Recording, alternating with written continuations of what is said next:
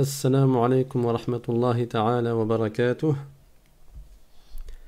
J'espère que vous allez bien et Inch'Allah, aujourd'hui on va continuer donc le cours sur la purification et la prière. Donc on avait parlé la semaine dernière de la grande ablution, al-ghusl. On n'avait pas fini ce chapitre, donc avant de passer au chapitre suivant, Inch'Allah ta'ala, on va poursuivre le chapitre de la grande ablution.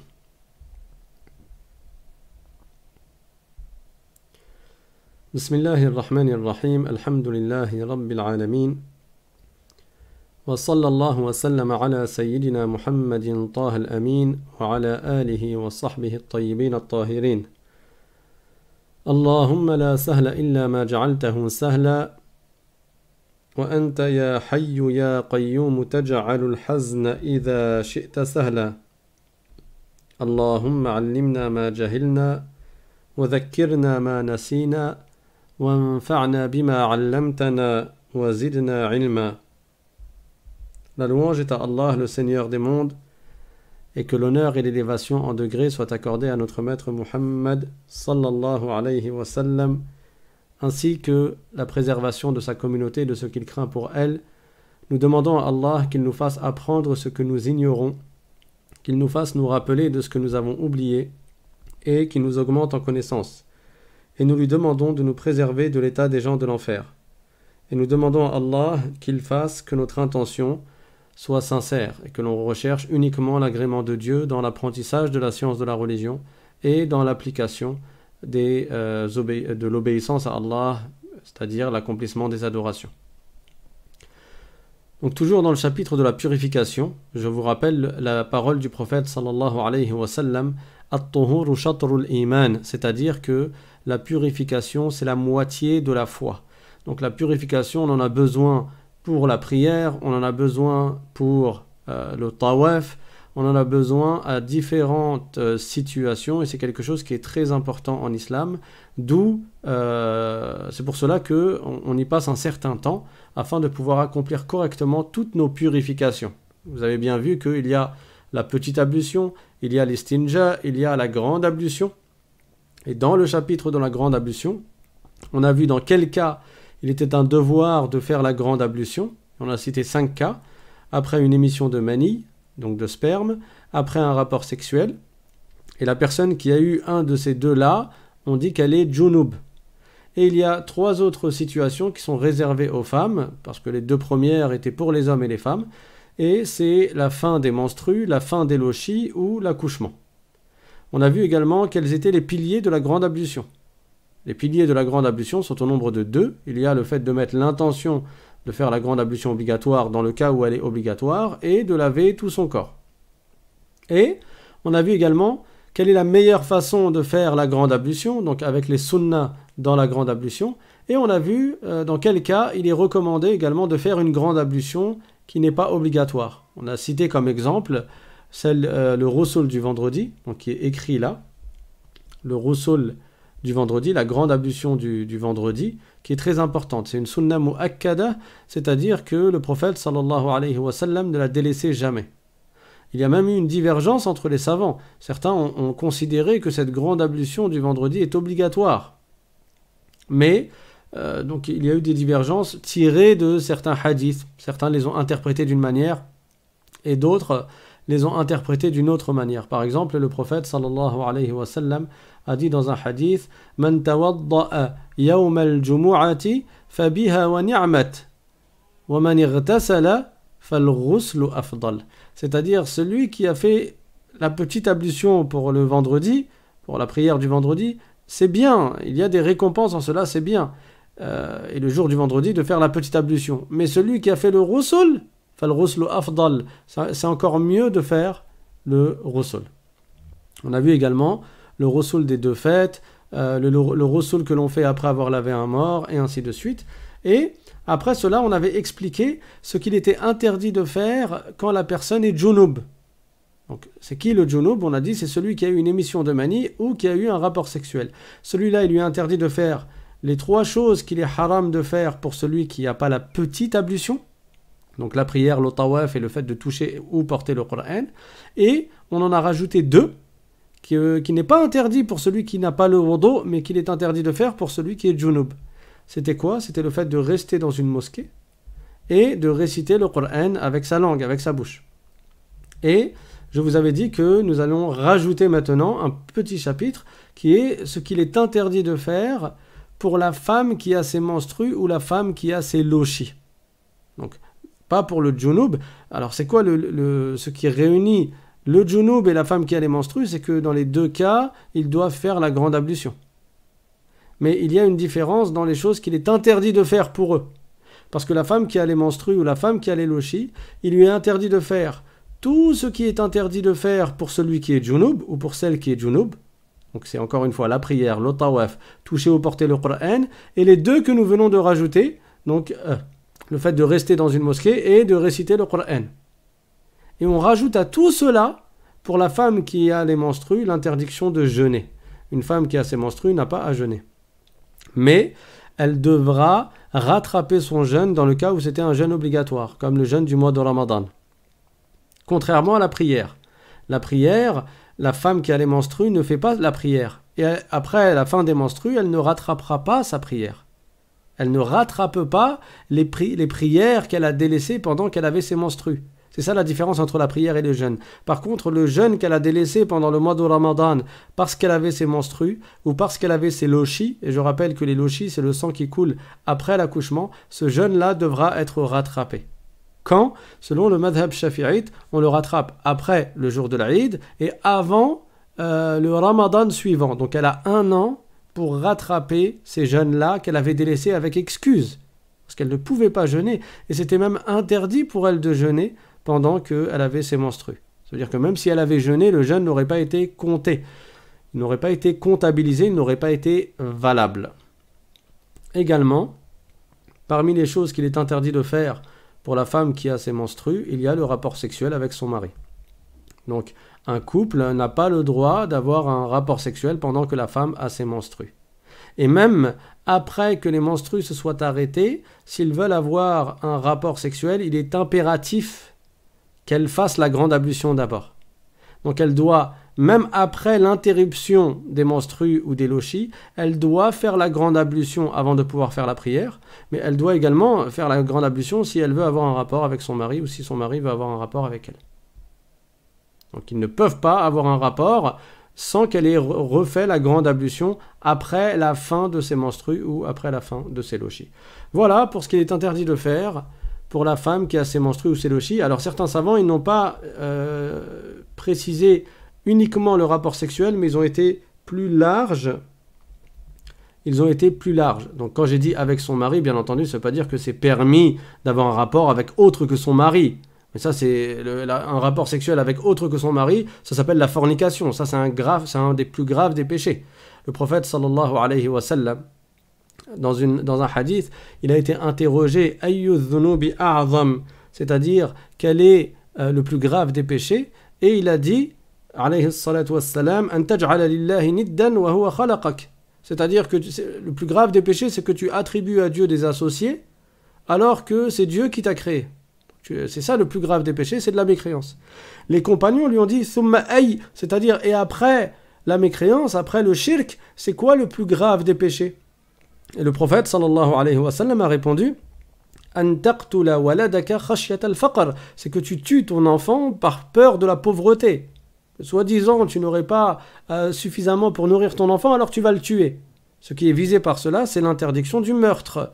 Le fait de tuer injustement une personne, c'est le plus grave des péchés en dessous de la mécréance. Et après, les compagnons ont dit Thumma ay, et après ce péché, c'est quoi le plus grave des péchés? Et le prophète sallallahu alayhi wa sallam a répondu An tazniya bi halilati jarik, c'est-à-dire c'est que la personne fornique avec la femme de son voisin. Ce qui est visé, c'est que la fornication, c'est le plus grave des péchés après le meurtre, qui est lui-même le plus grave des péchés après la mécréance. Donc là, pourquoi avoir précisé le rapport sexuel avec son mari? De toute manière, le seul rapport sexuel qu'elle peut avoir, c'est avec son mari, tout comme le seul rapport sexuel qu'un homme peut avoir, c'est avec son épouse. Sinon, en dehors du cadre du mariage, c'est haram. C'est ce qu'on appelle la fornication et c'est un grand péché. Mais ce rapport sexuel n'est pas permis pendant que la femme a ses menstrues ou qu'elle a ses lochis. Et certains savants, ils sont allés plus loin. Ils ont dit le fait que le mari jouisse de la zone qui est comprise entre le nombril et les genoux de sa femme est interdit pendant qu'elle a ses menstrues. Donc maintenant, on va passer à quelques informations utiles qui sont liées, qui sont rattachées au sujet de la grande ablution. Donc je les avais préparées la semaine dernière, mais on n'avait pas eu le temps de finir. On va voir cela maintenant, Inch'Allah ta'ala. Premièrement, celui qui n'a ni la petite ni la grande ablution, s'il accomplit la grande ablution obligatoire sans faire une chose qui annule la petite ablution, il peut prier directement sans faire le wudu. Donc, je vais le dire autrement. Une personne qui n'avait pas la petite ablution, elle n'avait pas le wudu. Et elle a perdu la grande ablution également. Donc, elle n'avait pas la petite, elle n'avait pas la grande ablution. Et cette personne-là, elle va faire la grande ablution sans avoir fait le wudu. Elle n'a pas fait la sunna du wudu juste avant la grande ablution. Vous vous rappelez, il y a parmi les sunnas de la grande ablution, il y a de faire la petite ablution juste avant de commencer la grande ablution. Mais la personne, elle ne l'a pas faite. Elle a juste fait la grande ablution. Quand elle a fini sa grande ablution, est-ce qu'elle peut faire la prière comme ça, alors qu'à la base, elle n'avait pas la petite ablution non plus? Oui, elle peut la faire. Pourquoi? Parce que la grande ablution, elle inclut la petite ablution. En ayant fait ce qu'il y a de plus fort, qui est la grande ablution, c'est comme si tu avais fait également la petite ablution. À une condition, c'est quoi? C'est que tu n'aies pas fait une chose qui annule la petite ablution pendant ta grande ablution. Parce que sinon, ta petite ablution, elle est annulée.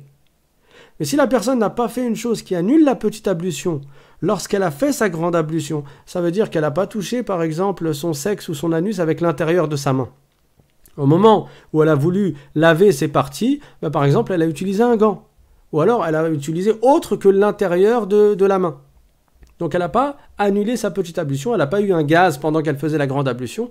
Dans ce cas-là, quand elle a fini sa grande ablution, elle a la petite ablution avec. Même si elle ne fait pas la petite ablution, elle peut aller faire la prière comme ça. D'accord? Donc, je répète, en faisant la grande ablution, on sort de la grande ablution en ayant la petite ablution, tant qu'on n'a pas fait une chose qui annule la petite ablution. Voilà pour le premier point. Le deuxième point, il n'est pas recommandé de renouveler son rousl, donc sa grande ablution, après avoir fait une prière, contrairement au wudu. Parce qu'il a été rapporté un hadith du prophète sallallahu alayhi wa sallam, dans lequel il nous a incité, il nous a recommandé à refaire la petite ablution pour chaque prière.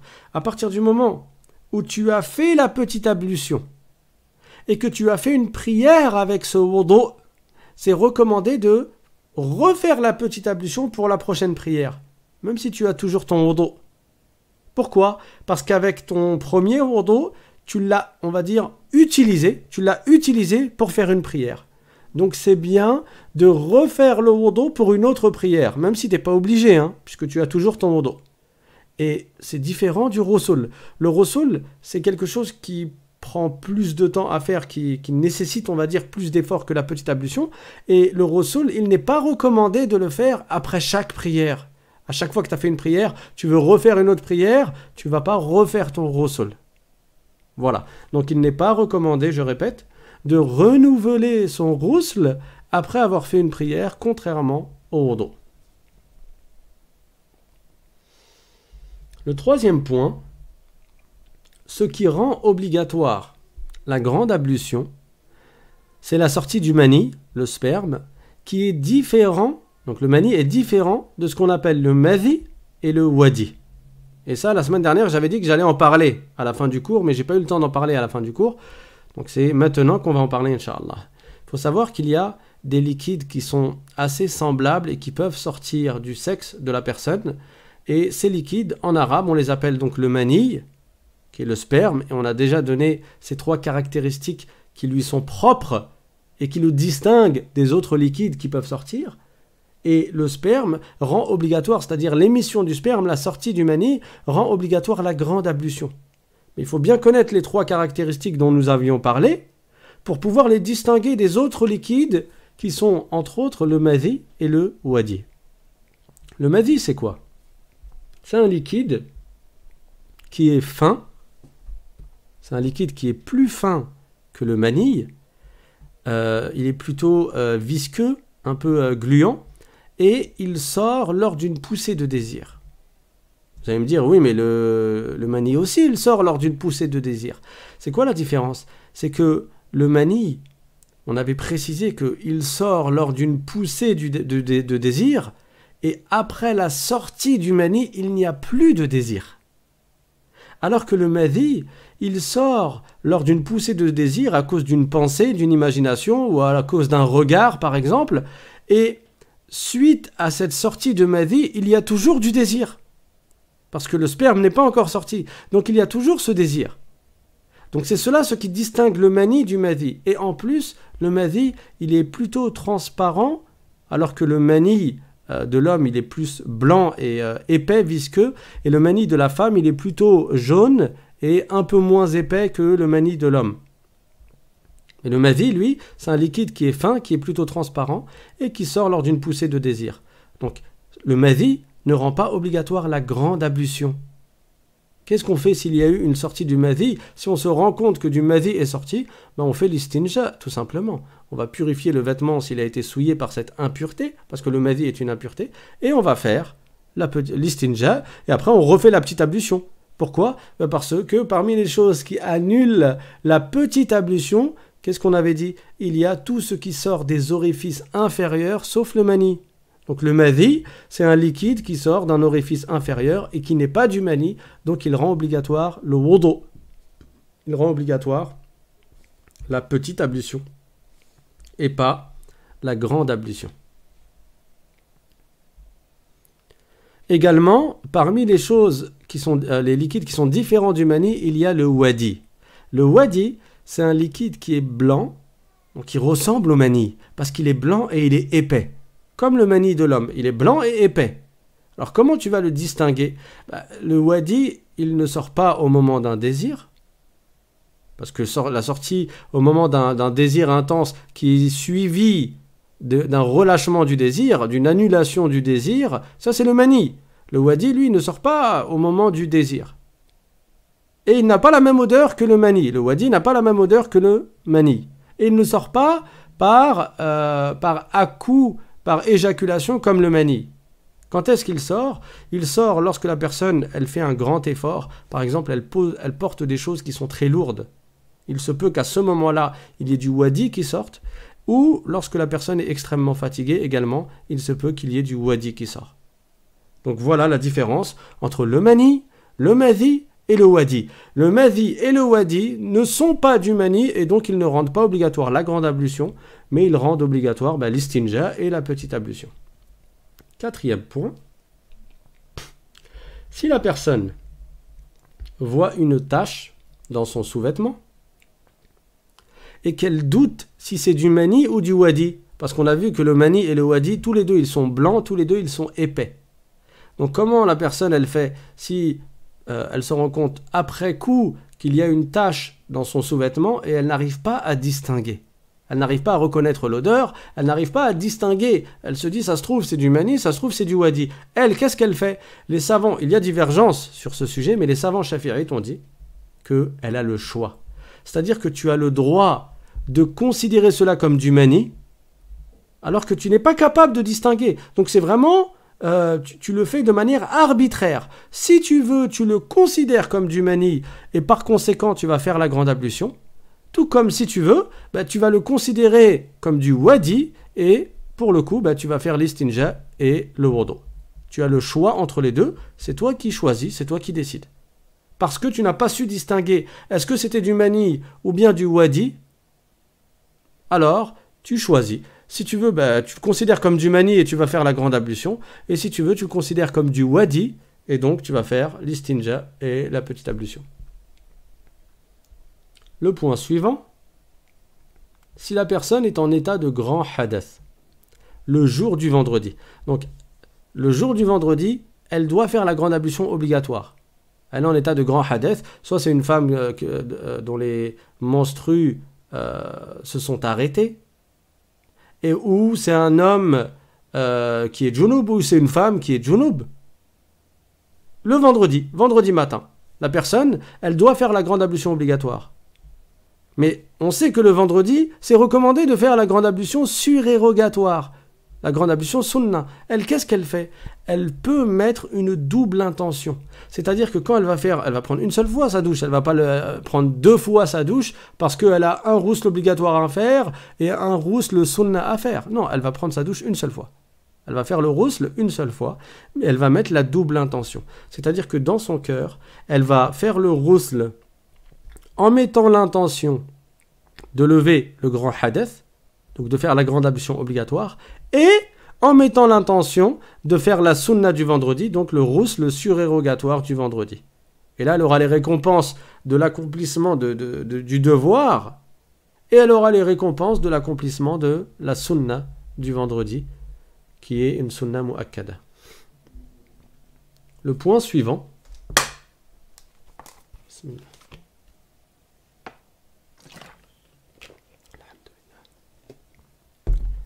Le point suivant.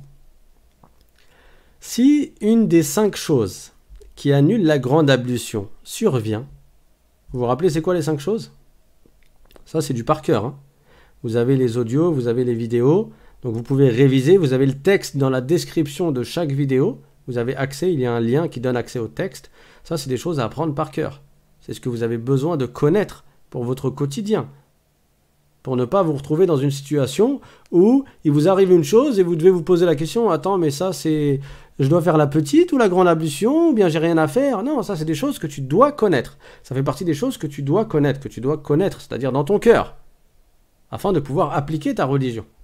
Donc, quand j'ai dit si une des 5 choses qui annulent la grande ablution survient, normalement tout de suite vous êtes capable de me dire c'est quoi les 5 choses. Donc c'est quoi les 5 choses? Je vous laisse le temps de réfléchir, 3 secondes. Là, vous allez les dire en même temps que moi. Donc, il y a l'émission du mani, l'émission du sperme. Deuxièmement, le rapport sexuel. Troisièmement, la fin des menstrues. Quatrièmement, la fin des lochis. Cinquièmement, l'accouchement. D'accord? Donc, si une des 5 choses qui annulent la grande ablution survient, cela ne rend pas obligatoire le ghusl immédiatement. C'est-à-dire juste après que cette chose-là, elle survienne. Mais ça la rend obligatoire, c'est-à-dire pour faire la prière. Quand tu auras besoin d'accomplir ta prière, avant que le temps de la prière ne sorte, au moment où tu vas te lever et que tu vas dire « Bon, allez, je vais faire la prière », à ce moment-là, il sera obligatoire pour toi de faire la grande ablution pour la prière. D'accord? C'est pas indispensable de faire le ghusl juste après l'émission de mani. Ce n'est pas obligatoire de faire le ghusl juste après le rapport ou juste après la fin des menstrues. Mais tu dois faire le ghusl au moment où tu vas t'apprêter à faire ta prière. Et à ce sujet, il y a eu une anecdote, il y a eu un récit qui a été rapporté par Al-Bukhari avec le messager de Dieu, sallallahu alayhi wa sallam. Donc l'imam Al-Bukhari a rapporté dans son sahih qu'Abu Hurayra a dit « Le messager d'Allah m'a rencontré un jour alors que j'étais junub ».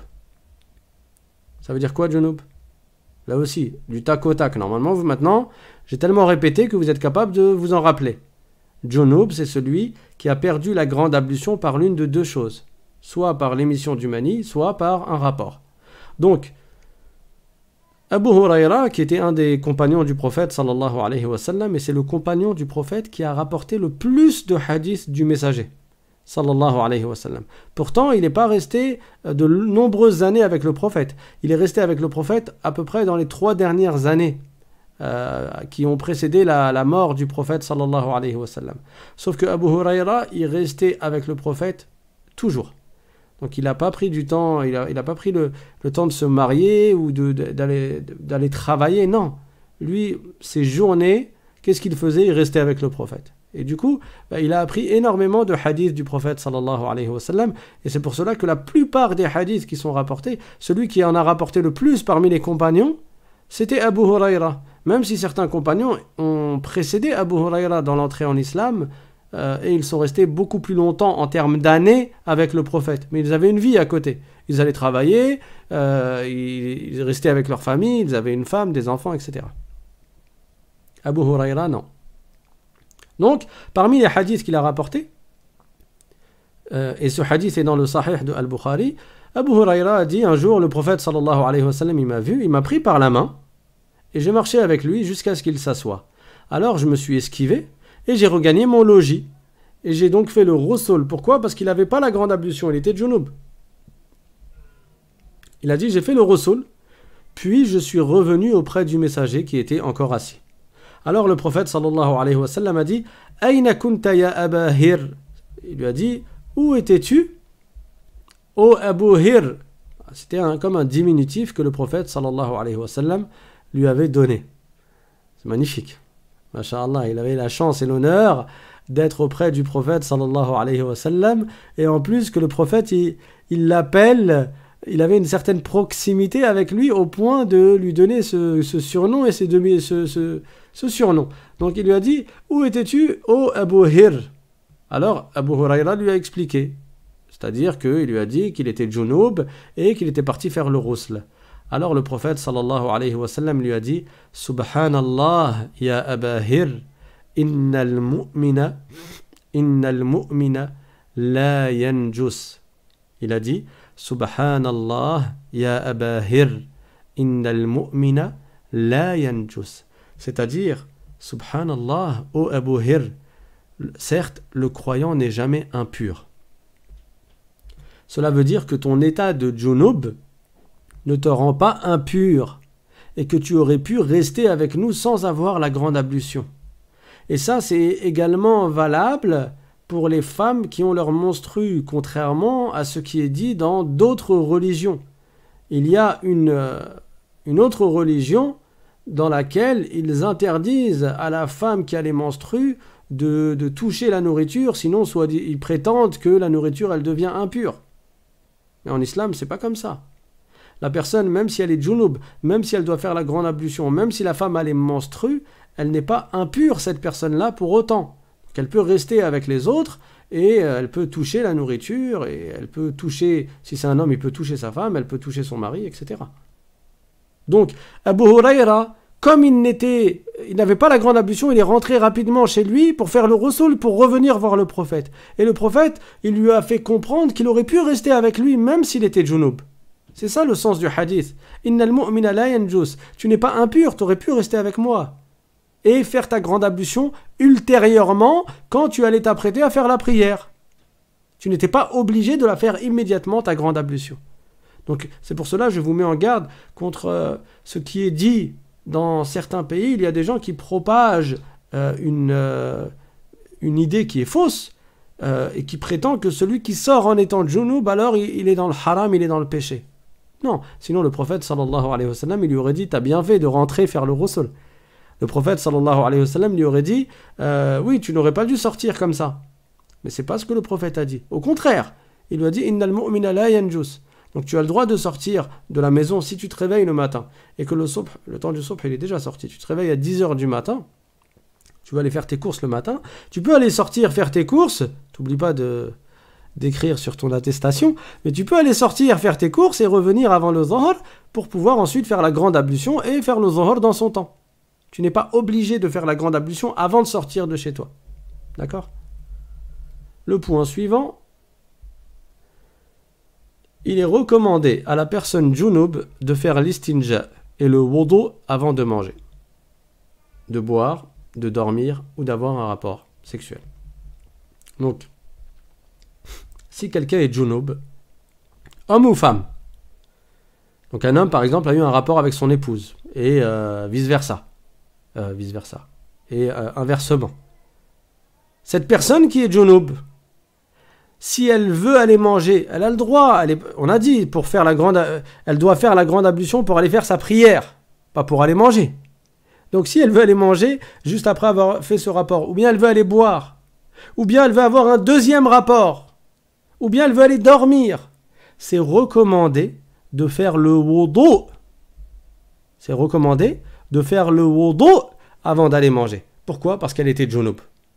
C'est recommandé de faire le wudu avant d'aller boire. C'est recommandé de faire le wudu avant d'aller dormir. Et c'est recommandé de faire le wudu avant d'avoir un autre rapport. C'est une sunna. Et également, c'est recommandé à la femme dont les menstrues ou les lochis se sont arrêtés de faire l'istinja et le wudu avant de manger, avant de boire et avant de dormir. Donc là, on a retiré le rapport sexuel. Pourquoi ? Parce que elle ne peut pas avoir de rapport sexuel avec son mari tant qu'elle n'a pas fait le ghusl obligatoire, la grande ablution. Mais pour les trois autres qui sont le fait de manger, le fait de boire ou le fait de dormir, elle aussi, si elle n'a pas encore fait la grande ablution, c'est sunna pour elle de faire le wudu. Bien sûr, après que les menstrues se soient arrêtés. Après que les menstrues se soient arrêtés. Maintenant, si elle veut faire la prière, qu'est-ce qu'elle fait? Elle fait la grande ablution. Donc pour finir ce chapitre, je voudrais citer deux paroles. La première, c'est une parole qui est dans le Coran. Allah Ta'ala dit « Inna Allah yuhibbu at-tawwabin wa yuhibbu al-mutatahhirin » c'est-à-dire Allah agrée ceux qui se repentent beaucoup et ceux qui se purifient. At-tawwabin, si on observe ce mot, tawwab, ça a le même sens que ta'ib, mais avec plus d'insistance. Il y a un ta'kid dedans. Quand tu dis ta'ib, c'est une personne qui se repent à Dieu, qui fait le repentir. Quand tu dis tawwab, c'est une personne qui insiste sur le repentir, qui se repent beaucoup. Donc Allah agrée ceux qui se repentent beaucoup. Comme le prophète sallallahu alayhi wa sallam a dit dans un hadith, wa khayrul khatta'in at-tawwabun, les meilleurs de ceux qui font des erreurs et qui commettent des péchés, ce sont ceux qui se repentent. Donc Dieu agrée ceux qui se repentent beaucoup et il agrée ceux qui se purifient. Donc la purification est très importante en islam. D'où l'importance de passer sur ces sujets-là et de les réviser, de les apprendre et de les maîtriser. Pourquoi? Parce que celui qui ne fait pas une purification correcte, que ce soit sa petite ablution, ou bien sa grande ablution, ou bien son istinja, sa toilette intime, celui-là, cela va impacter sur sa prière, parce que la petite ablution est une condition de validité de la prière. La grande ablution est une condition de validité de la prière. Avoir fait l'istinja après avoir fait ses besoins, c'est nécessaire également pour pouvoir faire sa prière. Donc celui qui ne les fait pas correctement, il se peut que sa prière ne soit même pas valable, ne soit même pas valide. Or, la prière est un des 5 plus grands devoirs en islam. Donc, tu ne veux pas négliger ta prière, ne néglige pas ta purification. At-tuhuru shatrul iman. La purification, c'est la moitié de la foi. Si ta purification n'est pas valable, ta prière ne sera pas valable.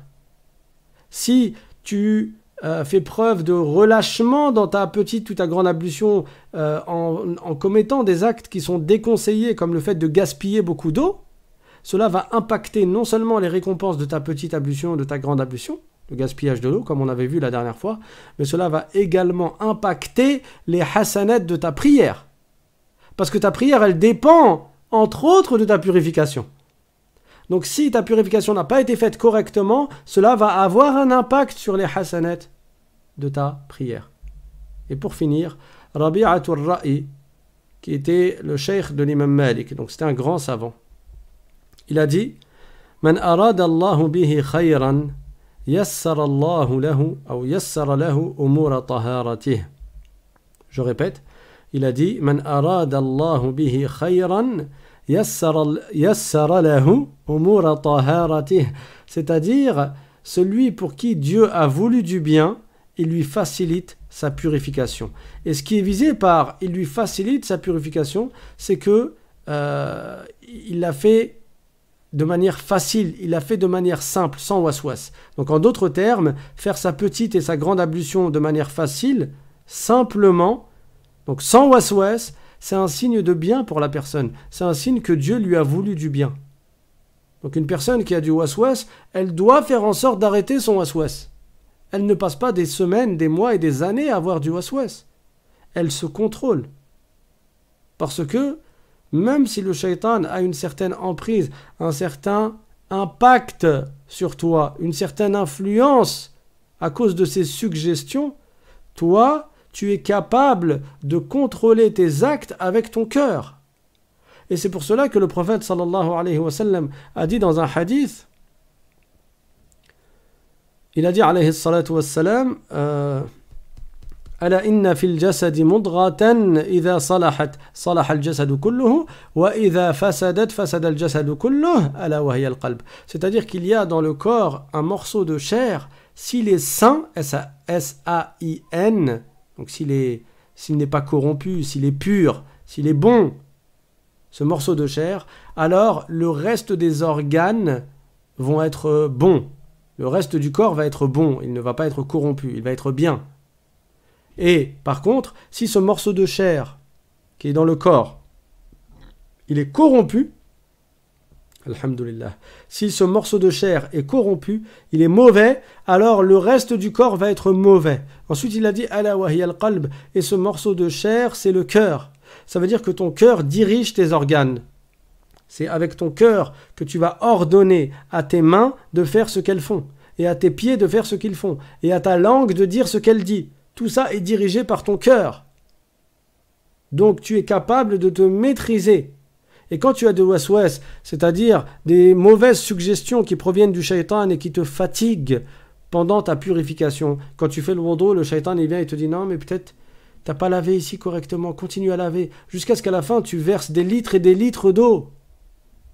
Ou alors il te dit, au moment où tu veux rentrer dans la prière, il te dit ah peut-être t'as pas bien mis l'intention, remets l'intention, peut-être tu l'as pas mise. Et après tu vas répéter 50 fois Allahu Akbar, parce que soi-disant tu as peur de ne pas avoir mis l'intention de faire la prière du Dhahr. Ça c'est du waswas. Tu es capable de contrôler ce waswas. Tu es capable de repousser le shaitan. Et pour cela il faut faire les causes. Donc la petite ablution, la grande ablution, la purification d'une manière générale, le fait de la faire correctement et simplement, sans difficulté, sans complication, sans complexité, c'est un signe que Dieu a voulu du bien pour la personne. Donc que chacun s'efforce de faire pleinement ces adorations-là, ces purifications-là, de manière facile et simple.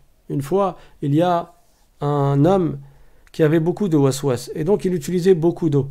Il allait voir son cheikh, et son cheikh, il allait apprendre la science de la religion, c'est auprès de son cheikh. Son cheikh se rendait bien compte que lui, il utilisait beaucoup d'eau, il gaspillait beaucoup d'eau. Alors qu'est-ce qu'il a fait? Il lui a mis un coup de pression. Il a pris un verre, un gobelet ou là, un mug, il lui a ramené, il lui a dit à partir de maintenant, chez moi, je n'accepte pas que tu fasses la petite ablution avec plus que la quantité qu'il y a dans ce verre-là. Alors quand tu reçois cette pression de la part d'un savant qui est ton cheikh et chez qui tu viens apprendre la religion, forcément tu as peur de lui désobéir. Tu as peur qu'il ne soit pas content de toi, que tu as peur qu'il soit fâché contre toi. Alors cette personne-là, du jour au lendemain, elle s'est retrouvée capable, alors qu'avant elle gaspillait énormément d'eau, parce qu'à chaque fois elle se disait « Ah, peut-être j'ai pas bien lavé ici, peut-être j'ai pas bien lavé à cet endroit, à cet endroit ».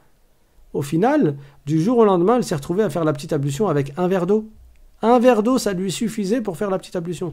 Et un verre d'eau, c'est censé nous suffire à nous tous pour faire la petite ablution. Également, cette même personne, elle m'a raconté que, toujours auprès du même cheikh, de ce même savant, cette personne, elle avait du waswas quand elle récitait la Fatiha lorsqu'elle faisait la prière. Il avait du waswas et donc, il récitait, mais de manière forte. Il récitait à voix haute, même quand tu es censé réciter à voix basse. Parce que dans la prière, il y a des prières que tu récites à voix haute, la Fatiha et la deuxième sourate dans les 2 premières raka'ah. Et il s'agit des prières de Subh, du Maghrib et du Isha, les prières qui ont lieu quand le soleil est couché en fait. Et il y a des prières que l'on récite à voix basse, qui sont les prières du Dhuhr et du Asr. Celles-là, on les récite à voix basse, on ne les récite pas à voix haute. Mais lui, même les prières qu'il récitait à voix basse, tellement il avait du waswas sur est-ce que j'ai bien récité, est-ce que j'ai bien prononcé chaque lettre, etc. Il récitait fort. Alors son cheikh, il est venu le voir et il lui a dit « Tu fais 2 rak'ah maintenant tout de suite, je me mets à côté de toi et je ne veux rien entendre. » Encore une fois, il lui a mis une pression. Et là, soudainement, avec la peur de son cheikh, il a réussi à faire la prière correctement sans que sa prononciation elle soit trop élevée. De sorte à ce que son cheikh qui était juste à côté, il ne l'entendait pas. Donc, tu es capable de maîtriser, de te contrôler et de rejeter le waswas. Et bien sûr, ne lui donne pas à ton shaitan de force contre toi. Parce que les savants nous ont appris qu'il y a des actes que nous faisons et qui renforcent le waswas. Par exemple, le prophète sallallahu alayhi wa sallam, il nous a fortement incité à manger de la main droite. Et c'est déconseillé de manger de la main gauche. Il y a même des savants qui ont interdit cela. Donc, manger de la main gauche, non seulement c'est makrouh, c'est déconseillé, mais en plus, ça renforce le shaitan contre toi. Ça fait partie des exemples. Donc, si tu es là à manger tous les jours avec la main gauche, ne t'étonne pas après si tu as du waswas. Si tu as du waswas. Il faut faire les causes pour rejeter le waswas. Parmi ces causes, il y a de ne pas manger de la main gauche. Dans un hadith, le prophète sallallahu alayhi wa sallam a également dit, il a dit, La yabulanna ahadukum fi mughtasalihi fa inna ammat al-waswas minhu. Ça veut dire que personne parmi vous n'urine dans l'endroit où il fait le ghusl, dans l'endroit où tu prends ta douche, tu n'urines pas. Il a dit fa inna ammat al-waswas minhu, parce que les waswas les plus forts proviennent de cela. Donc là encore, si en prenant ta douche, tu urines dans ta douche ou bien tu urines dans ta baignoire, ne sois pas étonné si tu es touché par le waswas, parce que ça renforce, et ça renforce le shaitan contre toi, ça renforce le waswas. Et ça c'est le prophète sallallahu alayhi wa sallam qui l'a dit. Il a dit fa inna ammat al-waswas minhu, c'est-à-dire la majeure partie du waswas provient de cet acte-là que certains font en urinant à l'endroit où ils font le ghusl, à l'endroit où ils prennent leur douche. Donc, fais les bonnes causes pour éviter d'être touché par le waswas. Également, parmi ce qui peut entraîner le waswas, c'est que la personne, elle baigne dans son impureté. D'où l'importance de faire l'istinja. Combien de gens, ils sont dans des impuretés parce qu'ils ne font pas l'istinja après avoir uriné ou après même parfois avoir déféqué. Wal'iyadhu billahi ta'ala, ils se souillent avec leur najasa, ils se souillent avec leur impureté. Ils ne font pas cette purification qui est l'istinja. Ça aussi, c'est une des causes qui entraîne le waswas. Donc, si tu veux faire des adorations de manière simple, de manière facile, et avec le khushu', la crainte de Dieu pendant ces adorations, et en n'étant pas constamment, en n'ayant pas l'esprit occupé à te dire est-ce que j'ai bien fait, non j'ai pas bien fait, est-ce que j'ai bien fait, ah j'ai peut-être mal fait, est-ce que j'ai bien récité, est-ce que j'ai bien prononcé, est-ce que j'ai bien mis l'intention, est-ce que j'ai ceci, est-ce que j'ai cela, est-ce que j'ai bien lavé ici, est-ce que j'ai bien lavé là. Si tu veux ne pas tomber dans ces pièges du shaitan, fais les causes en obéissant aux conseils du prophète sallallahu alayhi wa sallam. Et pour rejeter le waswas, il y a un dhikr qui est très connu, qui est de dire Allahu Allahu Rabbi la ushriku bihi shay'a. On avait dit dans un précédent cours de réciter l'istighfar. Astaghfirullah, astaghfirullah, astaghfirullah. Ça éloigne le waswas. Tu récites des centaines et des centaines de fois par jour l'istighfar, mais également parmi les causes qui éloignent le waswas, il y a de réciter Allahu Allahu Rabbi la ushriku bihi shay'a, c'est-à-dire Allah est mon Seigneur, je ne lui associe rien. Celui qui récite cela sans compter. Récite ça toute ta journée. Tu es dans le RER, tu récites. Tu es dans le bus, tu récites. Tu es en train de marcher dehors, tu fais ta marche là 1 heure par jour à 1 kilomètre de chez toi, tu récites. Tu es chez toi, tu es assis sur ton canapé, tu récites. Habituons nos langues à faire du dhikr. Il y a des hasanats à gagner et c'est pas compliqué, c'est pas difficile.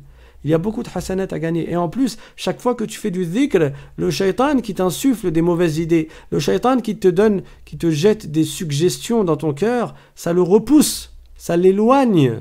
Chaque fois que tu évoques le nom de Dieu, que tu cites le nom d'Allah subhanahu wa ta'ala, ça éloigne le shaitan de ton cœur. Donc si tu as du waswas, fais du dhikr tout au long de ta journée. Fais du dhikr tout au long de ta nuit. Ne parle que pour dire du bien. Et rappelez-vous la parole du prophète sallallahu alayhi wa sallam que je vous avais citée dans un précédent cours, dans laquelle il a dit que la différence entre un cœur vivant et un cœur mort, c'est le dhikr. C'est-à-dire l'exemple de celui qui fait du dhikr et de celui qui ne fait pas du dhikr, c'est tel l'exemple de celui qui est vivant et de celui qui est mort. Donc, vous voyez la grande différence entre un vivant et un mort? C'est la différence qu'il y a entre un homme qui fait du dhikr et entre quelqu'un qui fait du dhikr, homme ou femme, et entre quelqu'un qui ne fait pas du dhikr. Donc, habituons nos langues à faire du dhikr. Et ce qui t'aide à te rappeler de faire du dhikr, c'est d'avoir une subha dans ta poche, toujours. Une subha, c'est ce chapelet là qui comporte 100 grains ou 99 grains plus le long là qui est comptabilisé comme le centième, euh, qui est souvent fait en bois, il y en a en plastique, etc. Tu le gardes dans ta poche. À chaque fois que tu mets ta main dans ta poche, tu te rappelles, ta subha, elle te rappelle de faire du dhikr. Parce que c'est vrai qu'au début, tu peux avoir tendance à ne pas y penser quand tu n'as pas l'habitude. À chaque fois, tu as une subha dans ta main, dans ta poche, tu mets ta main dans ta poche, tu trouves la subha, ça te rappelle de faire du dhikr. Et le fait de faire beaucoup de dhikr, ça t'ouvrira beaucoup de portes, bi'idhnillahi ta'ala. Donc, ça fait longtemps qu'on n'a pas ouvert la porte aux questions pendant le live. Donc, on va s'arrêter maintenant pour le cours, parce que là, on va entamer ensuite un nouveau chapitre qui est les conditions de validité de la purification. Donc, ce sera pour la semaine prochaine, Inch'Allah. Je vais laisser un petit quart d'heure au cas où vous avez des questions. Comme ça, si je peux, j'y réponds, Inch'Allah ta'ala. Walhamdulillahi Rabbil Alamin. Wa sallallahu wa sallam ala Sayyidina Muhammad wa ala alihi wa sahbihi at-tayyibin at-tahirin. Donc, celui qui a des questions, il les écrit sur le chat.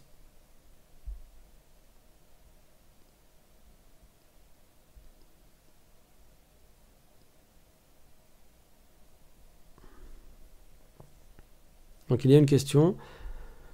Assalamu alaikum, lorsqu'on rattrape deux prières, est-ce que nous devons faire la qiyamah 2 fois ou une ça suffit? Alors je pense que tu veux dire al-iqama, parce que al-qiyamah, yawm al-qiyamah, c'est le jour dernier. Je pense que toi tu vises al-iqama. Al-iqama c'est quoi? C'est le fait de réciter juste avant la prière obligatoire Allahu Akbar, Allahu Akbar. Ashhadu an la ilaha illallah. Ashhadu anna Muhammadar Rasulullah. Hayya ala as-salah. Hayya ala al-falah. Qad qamati as-salah. Qad qamati as-salah. Allahu Akbar. Allahu Akbar. La ilaha illallah. Ces paroles de dhikr que l'on récite, c'est pas le adhan. Le adhan, ça ressemble. Sauf que le adhan, on va réciter 2 fois chacune de ces paroles et dedans il n'y a pas qad qamati as-salat, qad qamati as-salah. Alors certains savants ils disent que tu dis qad qamati as-salah 2 fois, c'est le cas chez les shafi'ites. D'autres savants comme chez les malikites, on récite une seule fois qad qamati as-salah. Ces évocations là, ce dhikr là, al-iqama, c'est sunna de le faire avant la prière. De toute façon, ça n'est pas obligatoire. Donc tu vas rattraper 2 prières obligatoires, mais si tu veux, tu le récites avant chacune des deux prières obligatoires. Tu veux le réciter avant une seule, tu peux. Tu veux ne pas le réciter du tout, tu peux. Mais le mieux, c'est de le réciter, bien sûr, avant chaque prière obligatoire.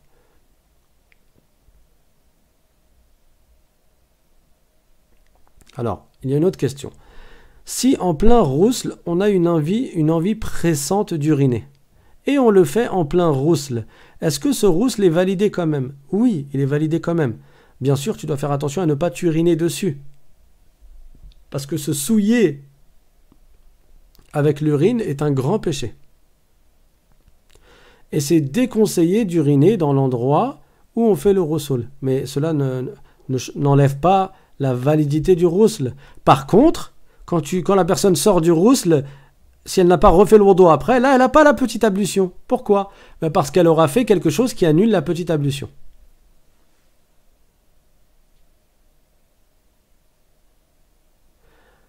Il y a une autre question. Assalamu alaikum. Quelle est l'intention quand on fait le wudu lorsqu'on est junub?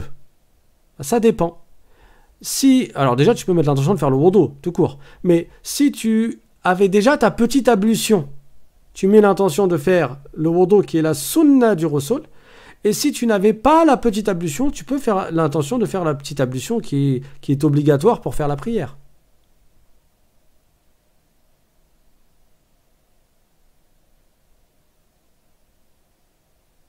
Alors, il y a une autre question. Wa alaykum salam. Est-ce que lorsqu'une femme a les menstrues, elle peut faire du dhikr? Oui. Si tu reprends le chapitre des choses qui sont interdites pour la femme qui a les menstrues, il n'est pas cité le fait de faire du dhikr.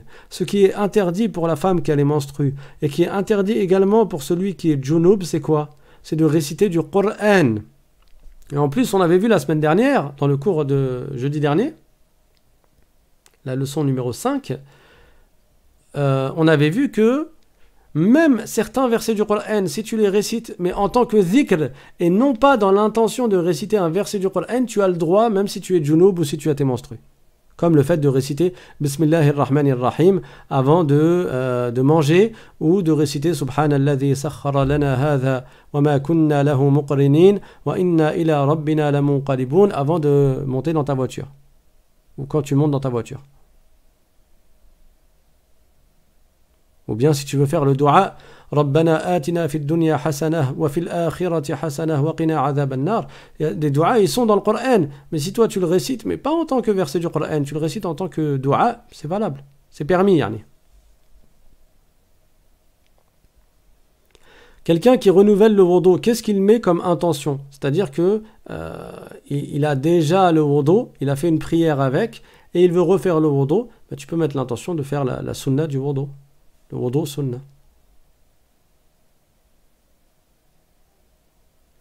Autre question, une femme qui a des menstrues, peut-elle assister à la prière de l'Aïd? Non. Une femme qui a ses menstrues n'a pas le droit de faire certaines choses. Et ces choses-là, on les a citées tout à l'heure, elles sont écrites dans le texte, rappelez-vous. Elle n'a pas le droit entre autres, de faire la prière, quelle que soit la prière. Elle ne peut pas faire les 5 prières quotidiennes, elle ne peut pas faire une prière sunna, elle ne peut pas faire la prière de al-janaza, la prière funéraire, elle ne peut faire aucune prière.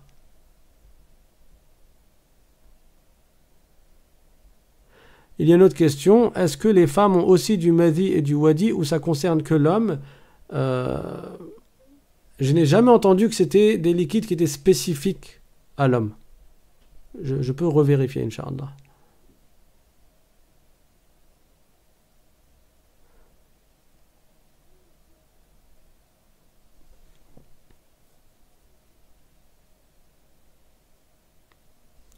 Il y a une question, si par obligation j'ai le dhahr et le asr à rattraper, est-ce que les nafilat, nawafil, donc les prières sunna avant le dhahr ne sont plus valables?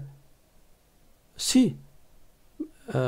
Si tu dois, par exemple, tu n'étais pas réveillé pendant le temps du dhahr, ni pendant le temps du asr, tu dormais. Tu as dormi pendant toute la journée parce que tu as travaillé de nuit, par exemple, et donc tu n'étais pas réveillé pendant ces prières-là.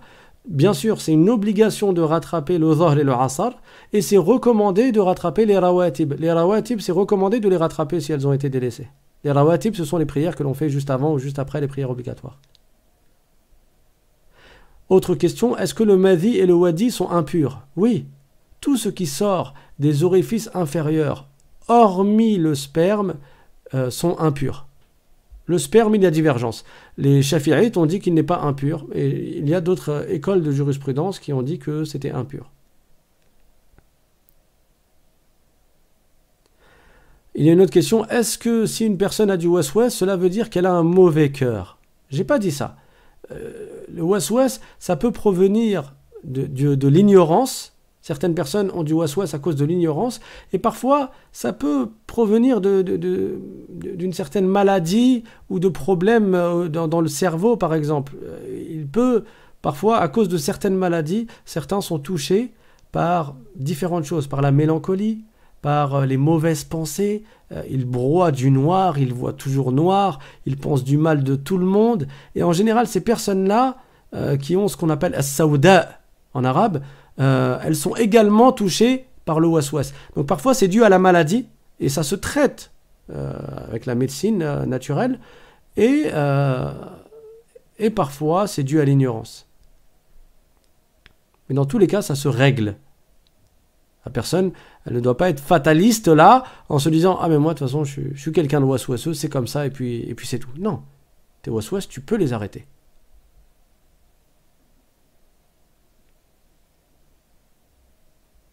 Alors une femme, alors pour la question sur les menstrues, envoie-la moi par mail et je te répondrai par mail. J'essaye de répondre aux questions qui peuvent être profitables pour tout le monde sans être dans les détails. Alors, quelles sont les règles sur les prières sunna? À quel moment on peut les faire? Inch'Allah, on fera un chapitre sur les prières sunna. Là, on en est encore à la purification. On n'a pas encore entamé le chapitre de la prière à proprement parler. On en est encore à quoi faire avant la prière.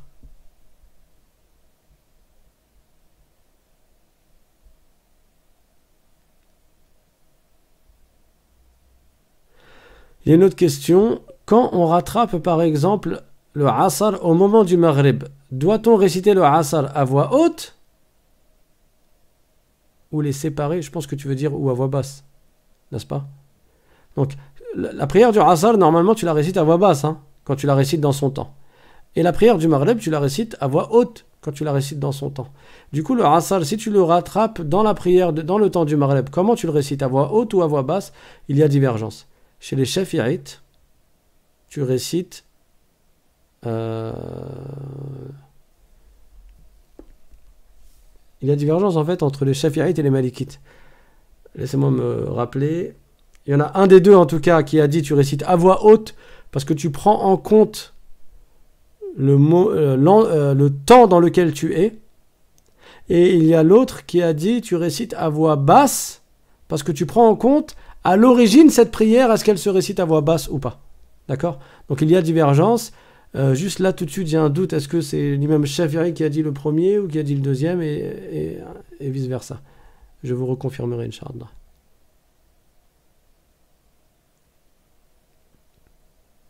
Alors que faire quand tu ne te souviens plus si tu as perdu tes ablutions? Là aussi il y a des détails, Inch'Allah j'y reviendrai dans un cours. Il y a des détails sur ce sujet. Et il y a des divergences également. Mais comme on est en train de voir selon l'école de jurisprudence de l'imam Shafi'i, en fait tu prends en compte ce dont tu es sûr. Si tu étais sûr d'avoir la petite ablution et tu doutes de les avoir perdus, tu ne prends pas en compte ton doute et tu vas rester sur la base. La base c'est quoi? C'était ta certitude. Et ta certitude c'est quoi? C'est que tu avais ta petite ablution. Donc le doute qui est venu après, qui était est-ce que après j'ai perdu le wudu? Tu l'oublies ce doute-là, tu ne le prends pas en compte. Le doute ne va pas être plus fort que la certitude et donc tu gardes ta certitude que tu avais le wudu. Et inversement, si toi tu étais sûr de ne pas avoir le wudu et tu as un doute, est-ce que j'ai fait le wudu après ou je ne l'ai pas fait? Tu rejettes le doute parce que le doute n'est pas plus fort que ta certitude et tu restes sur la base qui était ta certitude. C'était quoi la certitude? C'est que tu n'avais pas le wudu et donc tu restes là-dessus et donc tu refais le wudu.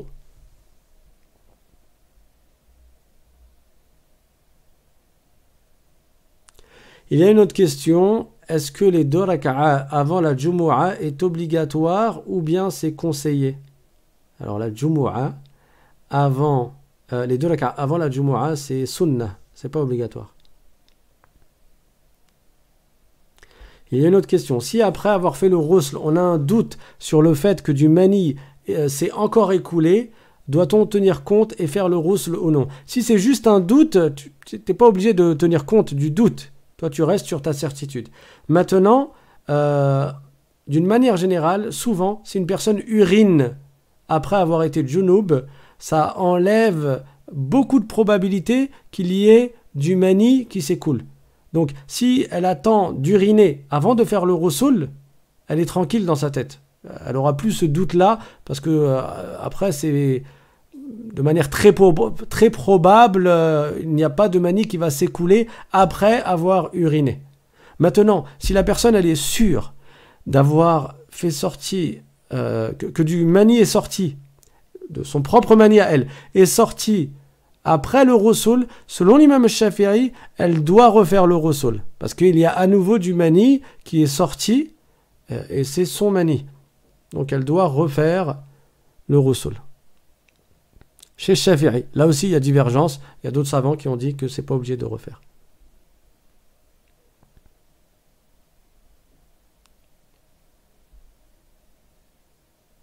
Alors, avant de finir, on vous a préparé un madih, un anachid. On l'a préparé pour samedi, Inch'Allah. Comme celui de le chant islamique de samedi dernier vous avez plu apparemment. Donc on vous en a préparé un autre. Et là je vais vous envoyer un échantillon.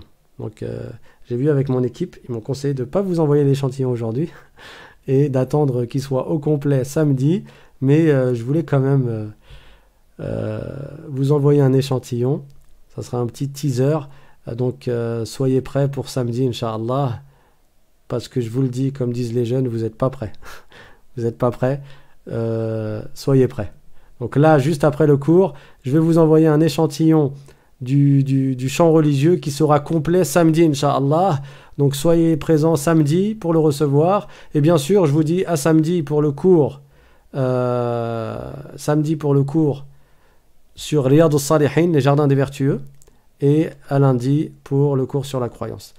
بارك الله فيكم والحمد لله رب العالمين وصلى الله وسلم على رسول الله وعلى آله وصحبه ومن والاه اللهم اجعلنا من الصالحين اللهم اغفر لنا ذنوبنا وإسرافنا في أمرنا اللهم اجعلنا من التوابين واجعلنا من المتطهرين اللهم أكرمنا بالتقوى والصلاح اللهم باعد بيننا وبين المعاصي كما باعدت بين المشرق والمغرب اللهم احفظنا من الوسواس يا رب العالمين اللهم اشف مرضى المسلمين اللهم تب علينا وسامحنا اللهم اجمعنا برسولنا محمد صلى الله عليه وسلم في الجنة يا أكرم الأكرمين سبحان ربك رب العزة عما يصفون وسلام على المرسلين والحمد لله رب العالمين. Bien sûr, les anachid qu'on vous envoie, n'hésitez pas à les partager. Inch'Allah, que ce soit une source de bien. Si des gens peuvent écouter ces chants et être attirés pour ensuite écouter les cours de religion, c'est un grand bien. Donc, que chacun participe à ce bien, Inch'Allah. Barakallahu fikum.